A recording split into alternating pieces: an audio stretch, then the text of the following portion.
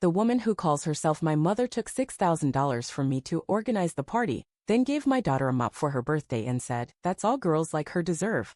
Everyone laughed, but an hour later there was silence when My name is Avery. I'm 33. I don't let my daughter open gifts in front of my family anymore. Last year, I sent my mom $6,000. She said it was to organize a big, elegant birthday party for my daughter Mia, her first one since remission. She promised it would be special. She used words like Princess Garden and long overdue. I believed her. The party was held at my mother's house like always. A sagging balloon arch in the backyard. Plastic tablecloths. 2 pizzas. And a mop. That was Mia's gift. A mop. With a pink ribbon. That's all girls like her deserve, my mom said. Loud enough for the whole table to hear. She was smiling. Everyone laughed. Even my cousin clapped. Start young, he joked, sipping from a beer. Mia just stared at the floor. I didn't say a word. Not then. Not when my mother told everyone she had to cover all the costs herself because Avery's tight with money. Not even when my uncle raised his glass and toasted to real grandmothers who do everything. I sat there motionless. My hand wrapped around the empty wine glass. I didn't drink that night. An hour later, when people started to leave, I quietly picked up Mia's things. She asked if we could stop for ice cream on the way home. I nodded. Then I walked back inside. Into the kitchen. My mother was laughing at something on her phone. I placed a receipt on the counter. It was for the mop, $14.99 from a discount store. She looked up, confused. I didn't blink. That's all mothers like you deserve, I said. Then I turned and left. I said those words without raising my voice. She blinked. Once. Twice. But said nothing. Just like the others. Not a single sorry. Not a single why. Outside, Mia waited by the car, still holding the mop. The pink ribbon had slipped off. I took the keys from my coat pocket, unlocked the door, and helped her buckle in. She didn't ask questions. She didn't cry. She just looked tired. And as I pulled away from that house, that perfect little nest of old wallpaper and newer lies, one thought lodged itself in my chest so hard I could barely breathe. How did we get here? Because I wasn't always this silent. There was a time I believed my mom loved me. I was 20 when I gave my mom my tuition money. She called crying, said the roof was leaking, that mold was growing near Mia's crib. That she was scared. That she didn't have anyone else. I withdrew the payment that same afternoon. I told my college counselor I'd take a semester off. Family emergency, I said. I never went back. That's how it started. From there it was small things. Diapers. Groceries. Utility bills. Then it was bigger things. A car payment. A dental procedure. Just until I get back on my feet, she'd say. She never got back on her feet. Because I kept being her feet. When I got my first job at the accounting firm, I told her it was temporary. She told everyone I was managing investments. She wore that title like it was her own. When I worked 2 jobs to save for a studio apartment, she cried again. You're abandoning us. So I stayed. I stayed while she booked spa days using my card. While she gave Mia hand-me-downs from dollar bins. I stayed when she used my tax refund to upgrade the family kitchen, which meant a new coffee maker for herself and a coat of paint over the mold. I paid the vet bills for her cat. I paid for my brother's traffic tickets. I paid when my uncle needed a little float after Vegas. But the worst wasn't the money. It was what she said. She's always been the strong one she'd been to her friends. Doesn't need much. Doesn't complain. Like strength was some excuse for cruelty. Once Mia had a fever. I called my mom and asked if we could stay the night. She said the guest room was full of boxes. It wasn't. Mia threw up in the car while we searched for a motel. I remember sitting on that scratchy motel blanket at 3 a.m., watching my daughter sleep with flushed cheeks and tangled hair, thinking, I'm raising a child. And still being treated like one. She called me 2 days later. Not to check on Mia, but to ask why I hadn't paid the internet bill yet. You're slipping, she said. Then came the birthday. I gave her $6,000. She posted pictures of the party like it was hers. Told everyone how much it cost her to give Mia something nice. My aunt messaged me later, you should really thank your mom more. She does so much. I stared at the message. Then I opened my banking app. Screenshot every transfer. Every invoice. I still haven't sent them. Because what's the point of proving you were used? The users already know. But I remember. I remember what she said to Mia. That's all girls like her deserve. No one flinched. No one said her name. No one said mine. Just laughter. Plates being scraped. Someone asking where the cake was. It happened a week later. I hadn't spoken to her since the party. I blocked her number. Deleted every photo from that day. The one where Mia is holding the mop in both hands, the ribbon still attached. I couldn't look at it anymore. I ignored the "you're being dramatic" texts from my cousin. The long voicemail from my mother, "You hurt everyone you know. Especially Mia. She misses me." She didn't. Not once did Mia ask about her grandma after the party. Not once did she mention the mop. She just went quiet. Too quiet. I let her be. I stayed quiet too. Until my bank called. 3 alerts. Overdraft. Unusual activity. Frozen card. I logged in and stared at the screen like it was some kind of bad dream. 3 new transactions. All recent. All unauthorized. $220. Then $400. Then $1,980.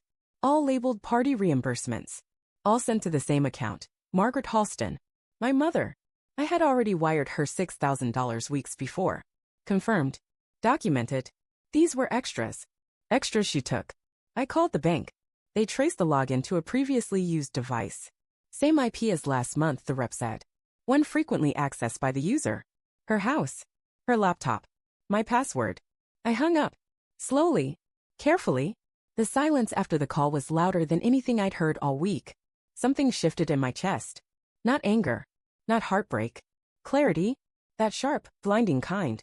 I opened a file on my laptop labeled Family, Do Not Delete. Inside were folders. Receipts. Screenshots. Transfers. Birthday wires. Emergency wires. Christmas loans. Vet bills. Rent help. Gas money. Grocery money. 10 years of evidence. I printed it. Not all. Just enough. Then I drove. She was in the kitchen when I arrived. Still in that soft floral robe she wore whenever she didn't feel like getting dressed. Stirring tea.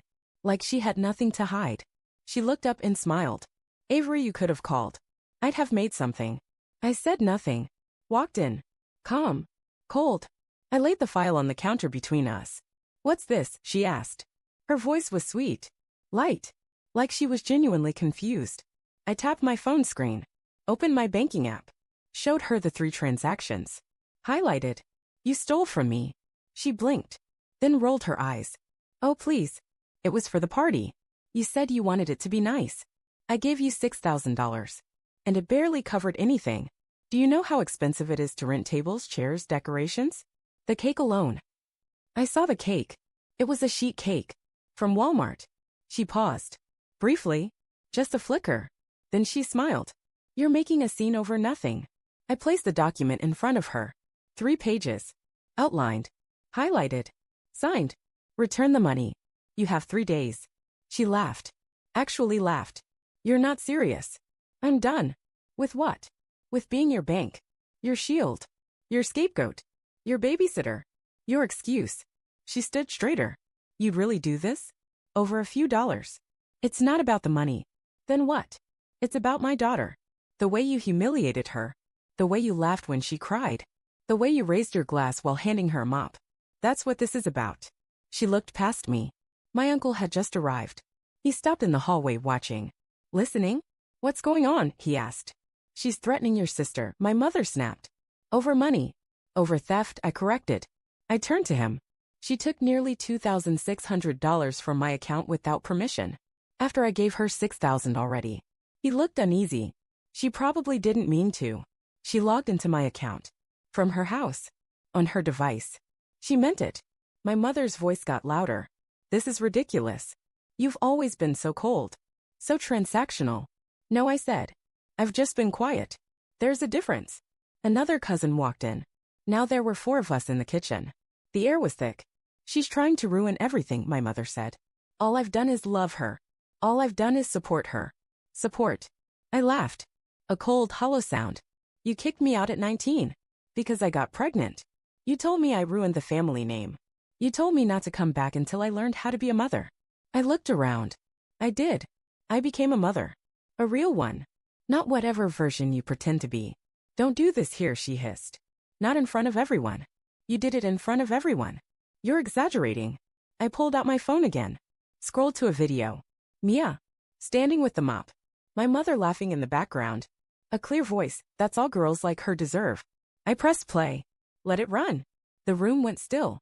Even my uncle stopped chewing. She turned white. "You recorded that?" "No," I said. "Your friend Monica did. She posted it on her story." Forgot to delete it before I saw. A long, low silence. Leave, she whispered. But I didn't move. Instead, I reached into my bag one last time. Pulled out a legal envelope. Stamped. Dated.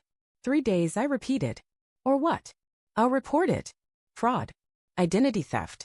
I have everything documented. And if you think I won't press charges, you wouldn't. I looked her dead in the eye. I will.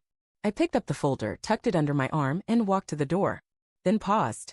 Looked back. You didn't just steal from me, I said. You stole from Mia. No one spoke. Not even my uncle. I opened the door. Sunlight spilled in. 3 steps out, I heard her voice again. You'll regret this. I turned. And smiled. No. I've regretted everything before this. Then I closed the door. This time it stayed closed. The first morning after it all ended, I opened my eyes and didn't move. No calls. No notifications. No one shouting from downstairs. Just the faint hum of the fridge and Mia's light breathing from her room. 7:12 a.m. light spilled through the blinds in soft lines across my comforter. The cheap clock on the wall ticked like a metronome in a slow healing rhythm. I sat up. Looked around. This was my apartment. Not big. Not new. But mine. The floor still had crumbs from the popcorn we ate during movie night. The couch still had a dent where Mia had fallen asleep. I walked to the kitchen. Barefoot. The tiles cold but not unpleasant. We had made pancakes the night before. Burned the first 2. Ate the rest on paper towels. No plates. No expectations. Just syrup and smiles. I cleaned slowly that morning. Wiped every counter. Threw out the old plastic utensils I never liked. Bought proper forks. I opened every window. Let the air in. It smelled like traffic, dust, and somewhere faint in the distance, blooming flowers. I bought curtains that day. Sea green, like the kind I once saw at a hotel I could never afford. They made the room softer. I bought towels. Soft ones. No bleach smell. No scratchy edges. Big enough to wrap around both me and Mia when she had nightmares. I washed the bedsheets twice. Then ironed them. Just because I could. That weekend we rearranged the furniture. Moved the couch closer to the window. Put Mia's drawings in frames. Labeled her crayon bins. Labeled my spice rack. I even bought a plant. A real one. We named it Bruno. It sits on the windowsill now, soaking up the sun. No one has told me to move it because it blocks the light. For the first time in a long time, no one tells me what to do. No one tells me I'm selfish. No one tells me I owe them something. No one hands my daughter cleaning tools as a joke. No one laughs when she looks confused and hurt. On the 4th morning, my phone buzzed. One new message. I refunded the money. Hope that makes you happy. No greeting. No apology. Just a financial correction dressed as generosity. A second message came that afternoon. You overreacted. It was a party. Everyone laughed. And later. You should have just talked to me. Like adults. I didn't respond. I just turned off notifications. Set up email filters. Saved screenshots in a folder titled Closure. Then I logged out of the family chat. No one noticed. That Friday my cousin texted. Said my mom had been crying. That she was really hurt by how I attacked her. She meant well, he wrote. Then added, like they always do. You know how she is. She's old school. I stared at the message. Then turned my phone over, screen down. Let the silence stretch. The next Sunday a card arrived. No return address. Her handwriting. Tight. Controlled. Familiar. Inside, a photo of Mia. Holding the mop. Same mop. Same pink ribbon. Same tight smile. She wrote beneath it. She looked happy. You always twist things. I sat on the floor. Card in hand. I didn't cry. I just breathed. Then folded the photo once. Then again. 4 pieces. Clean lines. I dropped them in the trash. Covered them with tea leaves and orange peels. I didn't want to see that mop again. Mia never mentioned it. Not once. Not after the party. Not after we came home. Not after we threw out the party favors and the half-eaten cake. She just went back to drawing. Sunrises. Rockets. A tiger once. Sometimes she asks if we can go on trips. Just us. I say yes now. No more coordinating around family plans. No more explaining why she didn't get a proper gift. No more being told you know how grandma jokes. That phrase used to feel like a slap. Now it feels like nothing. We went to a museum. Mia wore her new purple jacket. The one with planets on it. She stared at the dinosaur exhibit for 12 minutes straight. Didn't even blink. I bought her a souvenir notebook from the gift shop. Later that night, she drew the T-Rex with giant eyelashes and tiny ballet shoes. I laughed. She laughed harder. No mop in sight. A week passed. No new messages. 2 voicemails. Unplayed. A friend from work texted me, heard what happened. You okay? I told her, yeah. For the first time actually. I started buying fresh fruit again. Stopped checking my bank account 5 times a day. Started reading before bed. Real books. One morning, I woke up and realized I hadn't dreamed about the party in 3 nights. Then 4. Then 7. 2 weeks later a neighbor knocked. She had a package for me. Wrong address. We got to talking. She has a daughter too. Same age. We set a play date. It was small. Just sidewalk chalk and string cheese. But Mia beamed. She said, "They didn't laugh when I said I wanted to be an astronaut." I hugged her. Held her a little longer. Said, "Of course not. Because you will be." She nodded. Like it was the most obvious thing in the world. And maybe in this new world it is. I don't wait for their calls anymore. My phone still buzzes sometimes. A random number. A silence behind the ring. Then nothing. I don't check voicemails. I don't read between the lines. There are no more lines. Just blank space where guilt used to live. I wake up without tightness in my chest. Without dreading Sunday mornings. Without wondering if I should say sorry just to keep the peace. I don't owe anyone peace that cost me my daughter's smile. The first real snow fell last Thursday. Mia ran to the window, bare feet on the cold floor, eyes wide. She didn't ask if we'd go to Grandma's. She didn't ask about a party. She just said, "Can we go outside?" We bundled up. Layer after layer. Socks over socks. Gloves too big. Scarves too long. She built a crooked snowman. Named him Tim. Gave him 2 stick arms and a carrot that wouldn't stay in place. We laughed when it fell off for the 3rd time. We didn't take pictures. We didn't post stories. We didn't perform happiness for anyone. We just lived in it. Then we came inside. Peeled off wet clothes. Wrapped ourselves in soft towels. I made hot cocoa. She asked for marshmallows. I had them ready. She beamed. No one criticized the mess in the kitchen. No one told me I was spoiling her. No one said, "Back in my day we didn't get all this." Because no one was here. And that made all the difference. One morning while organizing old boxes I found an old planner. 2018. Tabs still marked. Pages scribbled in my neat, tight handwriting. One section was labeled Family Budget. I flipped through it. March, Mom's car repairs, $800. April, birthday fund for Lily, my niece, $150. May, rent for Mom, covered when she was short again, $1,100. June, grocery card, vet bill, new school shoes for someone else's child. Not one entry for me. Not a haircut. Not a coat. Not even a new pillow. Just pages and pages of sacrifice. I closed the planner. I didn't cry. I didn't burn it. I just slid it into a drawer labeled before. Because that's what it was. Now when Mia falls asleep I sit with my tea. No TV. No scrolling. No family group chats buzzing in my ear. I light a candle.